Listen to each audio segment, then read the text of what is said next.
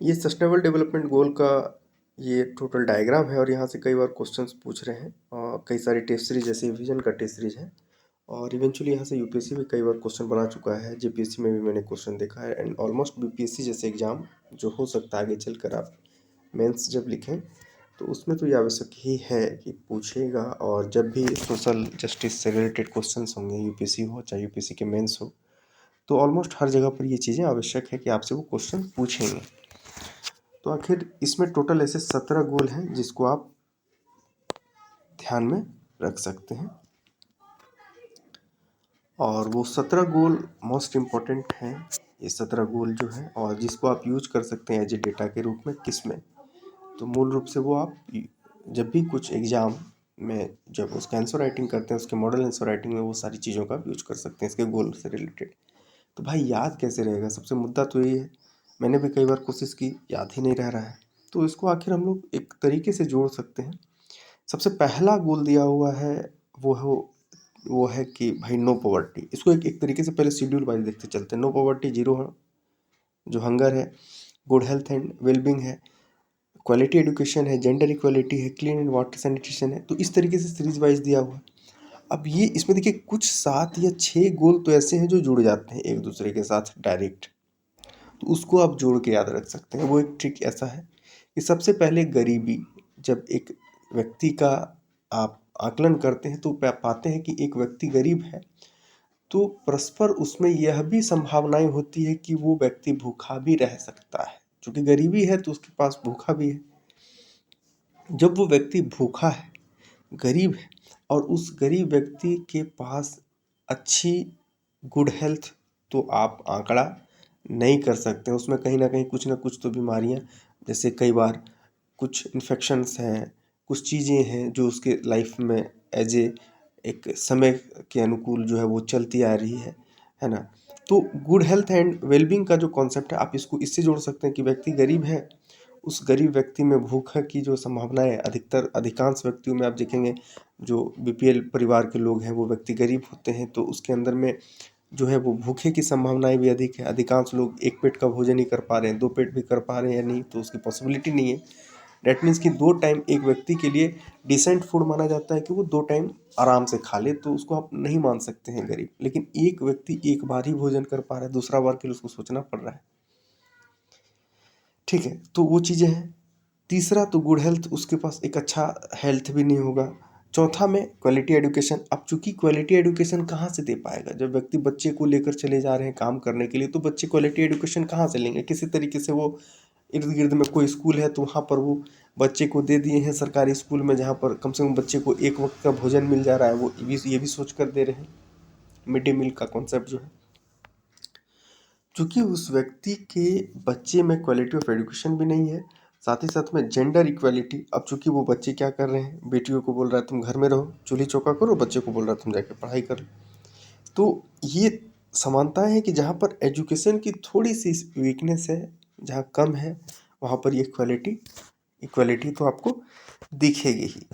साथ ही है कि भाई क्लीन वाटर एंड सैनिटेशन। आप धारावी वाले जो रीजन में जाते हैं, मुंबई के धारावी रीजन जाते हैं, अभी भी बहुत सारे ऐसे रीजन हैं जहाँ पर आप जा रहे हैं, तो आप चूँकि एक प्रॉपर तरीके से बोरिंग करना, फिर वहाँ से पानी निकालना, उसमें एक महंगा खर्चा बैठता है ऑलमोस्ट 1,50,000 के आसपास में, तो वो व्यक्ति एफर्ट नहीं कर पा रहा है।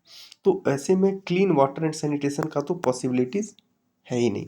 तो आप इसको सीरीज वाइज 1 से 6 तक तो जुड़ चुका है। सबसे पहला आप इसको ऐसे भी ध्यान रखिए, गरीब है भाई तो भूखा है भाई, दूसरा तीसरा वो व्यक्ति जब भूखा है तो उसके पास सही स्वास्थ्य नहीं है, चौथा वो सही तरीके से वो एजुकेशन नहीं दे पा रहा अपने बच्चों को। उसमें जेंडर इक्वलिटी वाला वो महत्व दिख रहा है कि वो बच्चे को पढ़ाने के लिए जो है बच्चों को में जेंडर इक्वलिटी कर रहा है कि भाई लड़का पढ़ो लड़की नहीं। सही स्वस्थ उनके पास क्लीन वाटर एंड सैनिटेशन उनके पास नहीं है, सही तरीके से अच्छे से स्वस्थ है वो भोजन पानी में जो पानी है वो यूज नहीं कर पा रहे हैं, है ना। प्रॉपर वो जो है वो कपड़े में वो सैनिटेशन नहीं कर पा रहे हैं, है ना। थोड़ा बहुत गंदा भी है तो चल जा रहा है वो, मतलब कपड़े में बहुत ज़्यादा गंदगी है तो भी उसको यूज कर रहे हैं, इर्द गिर्द में काफ़ी ज़्यादा गंदगी है फिर भी वो वहाँ पर रह रहे हैं, तो वो सैनिटेशन को लेकर ध्यान नहीं दे रहे हैं। तो यहाँ पर वो चीज़ें हैं। उसके बाद affordable clean energy, affordable clean energy में आप क्या रख सकते हैं? तो अफोर्डेबल क्लीन एनर्जी में आप रख सकते हैं बेसिकली जो गैसेस हैं, जो ऐसे गैसेस हैं जो अभी एलपीजी के रूप में देख रहे हैं, चूँकि घर के अंदर में अपने मस्त आपने जो है वो लाइटर जलाया, आग जला, भोजन पकाया और बंद कर दिया। लेकिन वही उसी में से कुछ ऐसे व्यक्ति हैं जो अभी भी जो है जो पत्ते को बीन के लाते हैं और फिर उन पर वो खाना बना रहे हैं। दूसरा, लकड़ी इकट्ठा करके खाना बना रहे हैं, तो वो जब आग जल रहा है तो उसमें कार्बन डाइऑक्साइड रिलीज भी हो रहा है।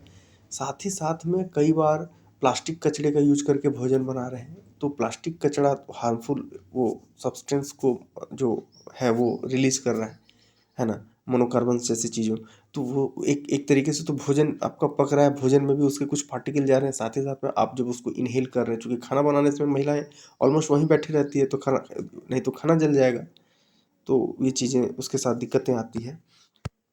तो ऐसे व्यक्ति जो क्लीन वाटर एनर्जी मतलब क्लीन सैनिटेशन का यूज नहीं कर पा रहे, तो वो साथ ही साथ में क्या कर रहे हैं, तो एफोर्डेबल क्लीन एनर्जी उसके पास वो भी नहीं है।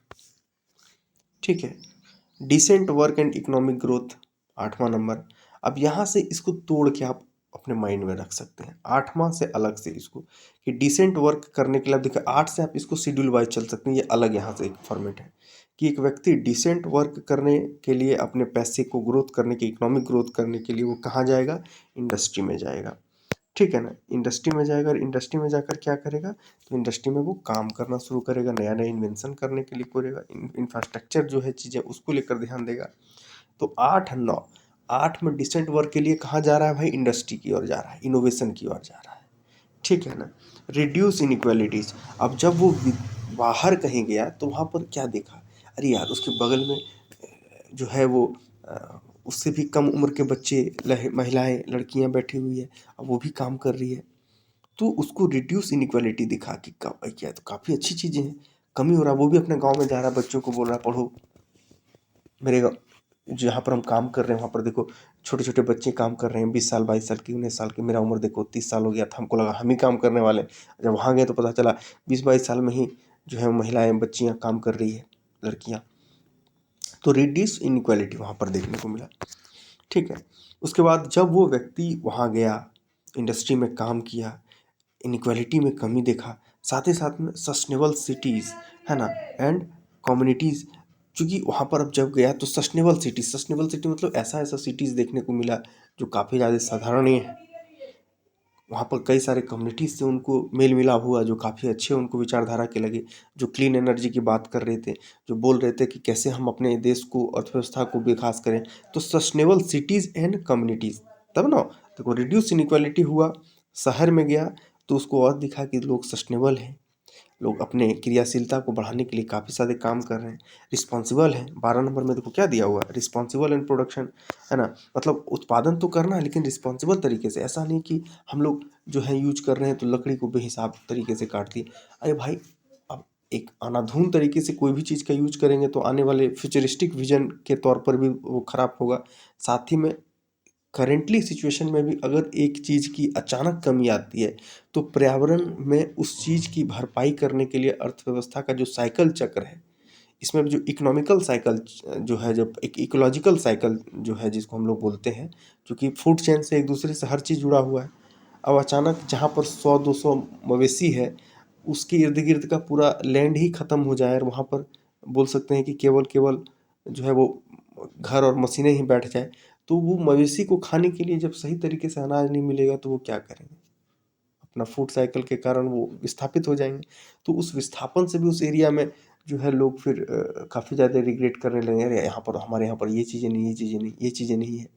हम्म, तो रिस्पॉन्सिबल तरीके से देखना है ना।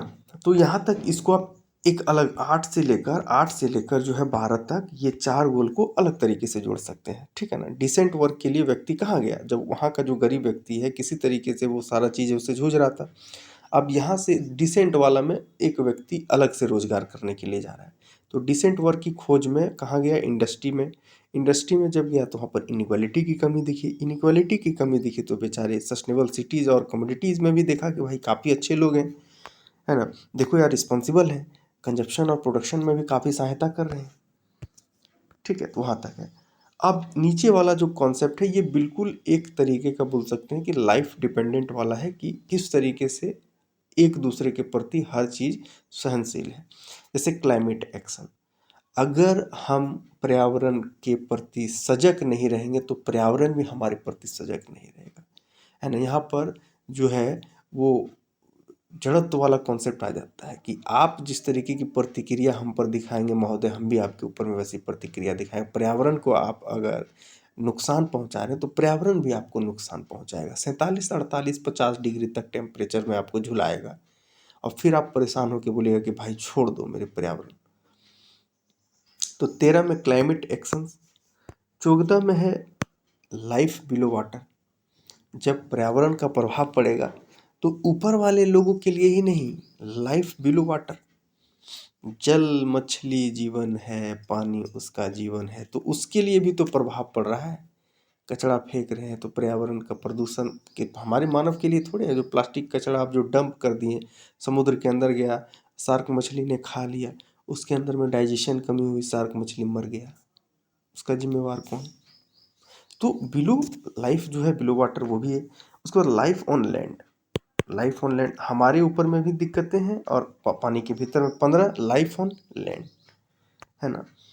और 16 में दिया हुआ है piece justice and strong institution. 16 में क्या बोल रहा है कि सजग तरीके से रहो मेरे भाई, शांति पूर्वक रहो और सभी इंस्टीट्यूशन को एक दूसरे के सहसंयोज के तरीके से चलाएं ताकि किसी के बीच में जो है वो ये कॉन्सेप्ट ना आए। नेचुरल जस्टिस की संभावनाओं को आप लोग ये कीजिए, है ना, संभावनाएं ऐसी रखें ताकि किसी को किसी के प्रति अभाव ना हो, शांति बनाए रखें। और पार्टी, है ना, ध्यान ना, partnerships and for the goals. अब इस चीज़ों को लेकर 17 नंबर में सबसे मस्त इंपॉर्टेंट बात बोला गया है कि इन चीज़ों को लेकर आप लोगों को क्या करना है कि पार्टनरशिप अपनाना है। इस गोल को अचीव करने के लिए एक दूसरे का हाथ पकड़ के चलिए। जो व्यक्ति गरीब है उसको बोले लो बेटा भोजन करो, तुम्हारे पास सही सजग तरीके का गैस नहीं है, सैनिटेशन नहीं है, तो हम लोग उपलब्ध करा देते हैं। तो वैसे कंट्रीज़ जो अभी काफ़ी अच्छी अवस्था पर पहुंच चुका है, वैसे कंट्री जिसकी अवस्था भी काफ़ी निर्दयनीय है, तो वैसे कंट्री आपस में एक दूसरे के बीच में, जिसको हम लोग अभिवार जो है ना, एक वेटलैंड एक रेखा है, उसके ऊपर में आप देख रहे हैं कि वैसे कंट्री को रखा गया है जो कंट्री काफ़ी ज़्यादा अच्छी अर्थव्यवस्था को संबोधित करता है, जैसे यूएस है and almost UK, France, Germany, Italy, lot of type of country जो अभी वर्तमान में हम लोग जिसको बोल सकते हैं कि ये अच्छी अर्थव्यवस्था वाली कंट्रीज़ हैं। और वही ब्रटलैंड के जो नीचे वाली कंट्रीज़ है जिसमें साउथ के कंट्रीज़ हैं, तो उसमें आप देखेंगे अधिकांश कंट्री अभी भी काफ़ी ज़्यादा या तो इंडस्ट्रियल ग्रोथ से जूझ रही है या तो अपने अर्थव्यवस्था में जो है संतुलित करने के लिए जूझ रही है। तो इसमें आप देख रहे हैं जितने भी ब्राज़ील से लेके नीचे में अर्जेंटीना, ये सारी कंट्रियां हैं। अफ्रीकन कंट्री को तो देख ही रहे हैं, सारी अफ्रीकन कंट्री अभी भी अपने अर्थव्यवस्था से जूझ रही है। फिर इंडिया भी देखिए वर्किंग कैपिटल कंट्री है जिसमें भी अर्थव्यवस्था एक अच्छी खासी ग्रोथ पर है, लेकिन यहाँ की जनसंख्या अगर अभी रिकॉर्डिंग अभी आया था हाल ही में रिकॉर्डेड, तो 46 से 47% अभी भी यहाँ पर ऐसी अर्थव्यवस्था है जो सही तरीके से अपना फूड और सैनिटेशन को लेकर ख्याल नहीं रख पा रहे हैं। गरीबी यहाँ भी बहुत बृहद लेवल पर है। तो आप ये इतने सारे जो चीज़ें हैं वो जो ऐसे व्यक्ति हैं जो काफ़ी अच्छी अवस्था पर है, और वैसे कंट्री जो अभी थोड़े ठीक ठाक अवस्था पर, और वैसे भी कंट्री है जो एकदम बिल्कुल दयनीय अवस्था पर है। तो सबके बीच में एक पार्टनरशिप करें और उस पार्टनरशिप को लेकर आप एक सुगम तरीके से कार्य करें, तो वो 17 नंबर बोल रहा है।